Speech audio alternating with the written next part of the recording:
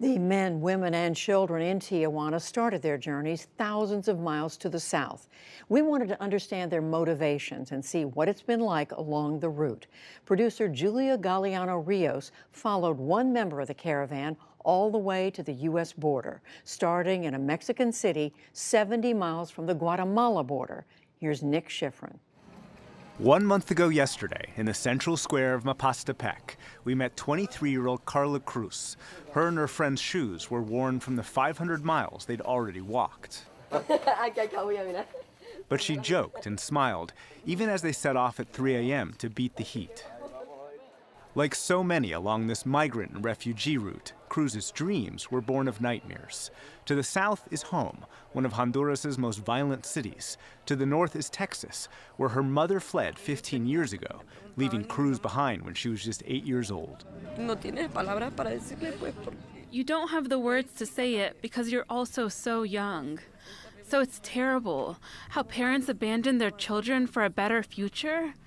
The truth is, I'll be content with just seeing my mom, even if it means I'll get deported. Well, after 15 years, don't you think I deserve a smile? At first, the journey provided hope through temporary shelters where infants wear their American icons and dreams around their necks, and where these migrants and asylum seekers had messages for President Trump. I want to get ahead. I want to maybe finish university. I want to maybe learn his language. And that he also understands that we're not criminals. We're people who want to better ourselves. That was October 25th. As Cruz traveled north, Homeland Security Secretary Kirstjen Nielsen inaugurated a new section of the border wall and announced 800 additional service members would deploy to protect it. We do not have any intention right now to shoot at people. They will be apprehended, however. Despite the threat, Cruz kept going, trying to hitch a ride from trucks whose flatbeds were already full. All they could provide was precious drinking water. They walked through Tepanatepec on October 27th and Juchitán on October 29th, where she looked at Facebook photos of her family, including the mother and stepfather she longed to join. She traveled with her cousin and made friends along the road for security and companionship through Mexican towns she'd already seen on previous attempts to go north. And when our camerawoman jokes the ride was romantic, her laugh still came naturally.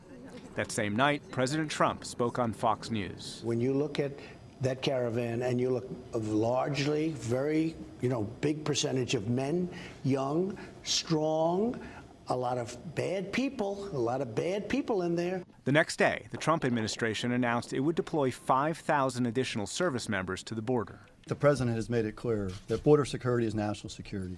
But Cruz kept walking for 7 days to Mexico City, where thousands set up temporary lives in a converted soccer stadium. By then, they were weary. She visited doctors provided by the Mexican government who said she had a fever and low blood pressure. She admitted the closer she got to the U.S., the harsher the rhetoric, the more difficult the reality. She finally acknowledged she might not make it.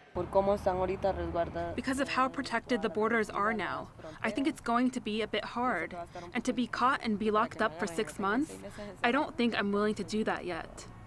I don't understand why they treat us badly, why they don't want us in their country.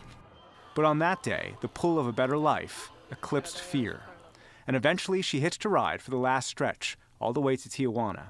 She arrived on November the 20th on a government-provided bus. She took comfort from a newly acquired stuffed bear. And then she watched this weekend as hundreds, including her cousin, tried to rush the border, and the Border Patrol responded with tear gas.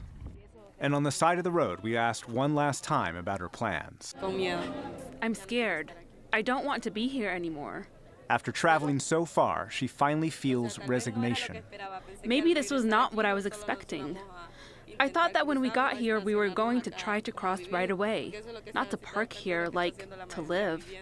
Because that's what the majority is doing here, living.